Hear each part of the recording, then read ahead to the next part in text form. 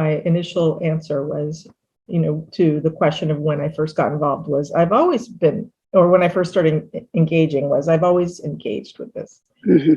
That I thought that, not climate in particular, but ecological concerns. And I thought that that seemed like not a good answer. So I asked my family, when did I become interested in this that you remember? And they said, you've always been interested in this. So I think that is the answer. And, I see my parents as the main reason why. My mom is and was when I was growing up really interested in the writing of Henry David Thoreau. And my dad would take us on walks, and there was just a sense of appreciating animals and the environment. I grew up in Miami. So, the only real way to get into the environment in Miami is in the ocean, because it's a very urban environment. And I'm sorry, my dog has decided this is the time to circle and whine. So, okay, he went away. Okay. So, I've been very interested in the sea, and I watched public television as a kid, and there was French oceanographer named Jacques Cousteau, who I was really interested in, and he helped kind of foster a sense of wonder about the ocean. And I considered studying marine sciences when I moved to California in the mid 80s. And then I realized I really like being by the water, but I don't necessarily want to study it. That, I thought my interest was more poetic. And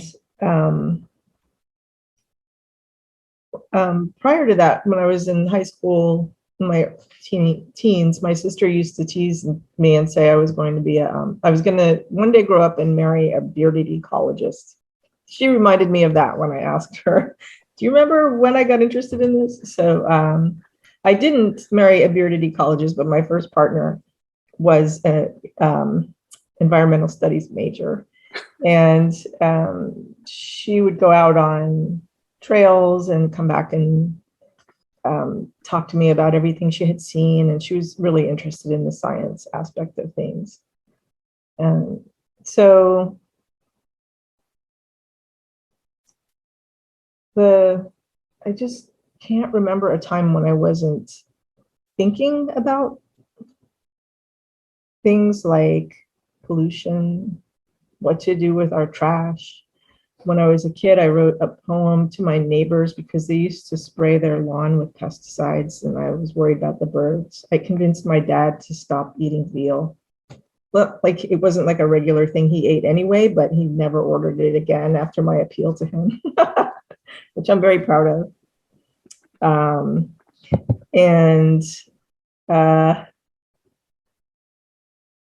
Yeah, I just had a lot of concern for creatures and the planet.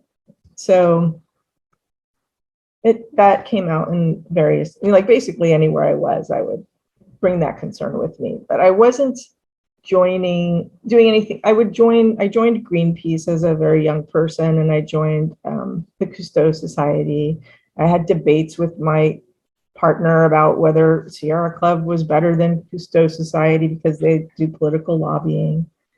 And I was more interested in education, like just sort of, if people knew about the manatees, they would care more. And so that was, manatees are mammals that live on the Florida coast that are endangered, and they were endangered even when I was a little kid. And they also get wounded by boat propellers. So since I was a child, there's been legislation to protect the manatees.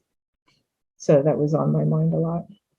And at the time, the concerns were more about things like acid rain and the ozone layer. And when I started hearing about climate, it just became sort of a new problem that we were facing, that was very familiar in the sense that it seemed to come from, the things that people were doing, and that we could change our behavior to try to affect the way that climate related problems might manifest in the world. The specter of climate change and climate crisis I felt that it was always there, but I hadn't really turned toward it. I felt a growing sense of doom, basically, that I experienced and I don't know why, and maybe people have heard this before, but I experienced it as a giant mosquito, like hovering behind me.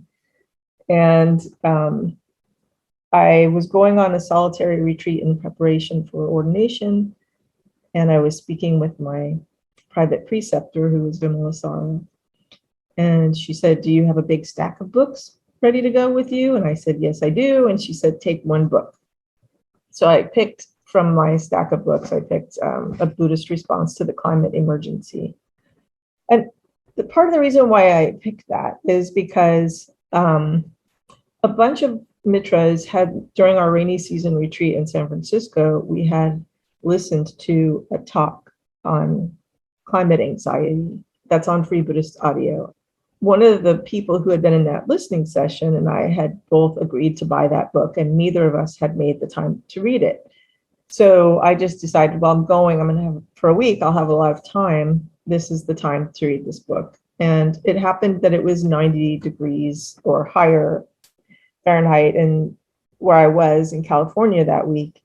And it was, the place I was staying is not on the grid, electrical grid, and they had solar power, but the batteries that stored power were dead.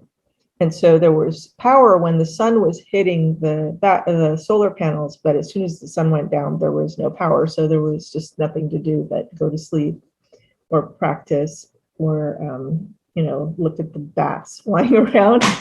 Sorry. So I was, left to sit with all the reading I was doing. There was no distraction from it, and there was no turning away really from the heat, from the details of climate that I was reading about, or the Dharma, because the book is about the Dharma. So I had been doing some puja. Puja is not the first thing that attracted me about Buddhist practice. It's doesn't come like naturally to me. I'm more interested, like by my personality, I'm more drawn to meditation.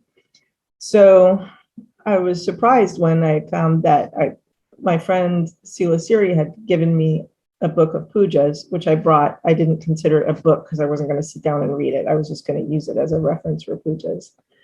And I adapted some of the pujas to create a climate change puja. I called it the Amitabha Climate Change Puja. And the book mostly has Akshobhya and Amitabha pujas, and my sadhana ended up being, and I knew it would be, I was going this way to Akshobhya, but I felt for some reason like Amitabha wanted to do the climate change puja. So I did this puja and I brought it back. And to my friend, who was the other one, her name's Mary, she was going to be doing, she was also going to read the book. She's the one that I connected with after we listened to the talk. And we decided to offer the puja as part of Buddhist Action Month. I believe this was 2019. And a group formed out of that event that is now the San Francisco Buddhist Center Affinity Group, the Green Sangha. And we meet monthly and we engage in actions related to climate mostly. And those actions are sometimes in coordination with other groups, but sometimes they are things that we organize ourselves.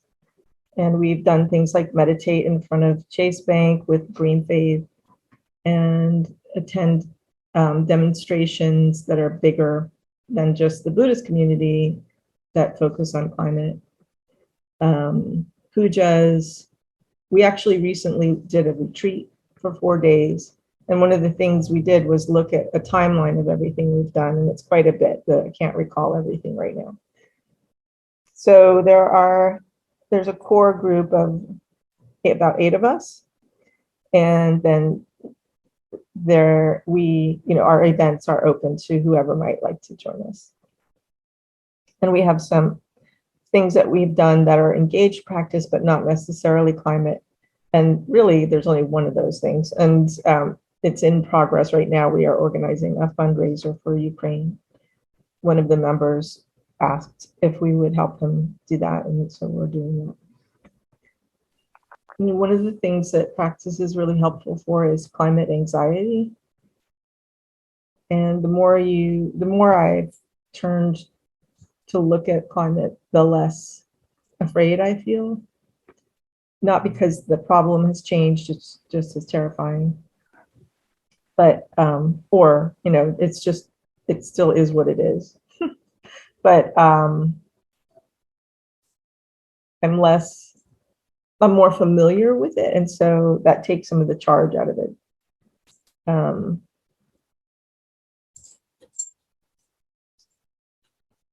So I feel like practice has been really helpful for just developing a feeling of calm and helping with resiliency. I also have a community that is also dealing with this. And when anxiety does come up, I have people that I can talk to or that I know care about the issue. There are some people I know who don't feel like this problem is worth or is the kind of thing practice should deal with.